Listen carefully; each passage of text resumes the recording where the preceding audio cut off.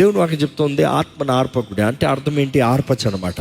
ఆత్మను ఆర్పడాలంటే పరిశుద్ధాత్మను అణచొద్దు. ఈరోజు చాలా మంది జీవితంలో పరిశుద్ధాత్మ అణిచివేయబడి ఉన్నాడు. ఒకప్పుడు you had revival, once upon a time you had fire burning. ఈ రోజు లేదు. కారణం ఏంటి? బలిపీఠం లేదు. దేవుని వాక్యం తెలియజేస్తుంది మనం సజీవ యాగంగా మనల్ని మనం సమర్పించుకోవాలంట. దేవునికి ఇంపైన ధూపంగా, శ్వాసగా మనం మారాలంట. Sweet aroma. దేవుని అగ్ని నీ పైకి రావాలంటే నిన్ను నువ్వు సమర్పించుకోవాలి. నిన్ను నువ్వు ప్రభు పాదాల దగ్గర పెట్టుకుని, ఇదిగో ప్రభు ఐఎమ్ హ్యూర్. ఎవ్వరు సమర్పించుకోకుండా పరిశుద్ధాత్ముడు రాడు. ఇప్పుడు జ్ఞాపకం చేసుకోండి, పరిశుద్ధాత్ముడు ఎవరిని దాడి చేయడు, ఎవరి మీద ఫోర్స్ తీసుకురాడు.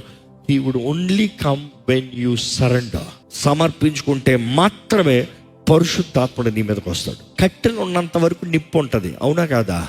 నీ సమర్పణ ఉన్నంత వరకు పరిశుద్ధాత్ముడు ఉంటాడు. జాగ్రత్త.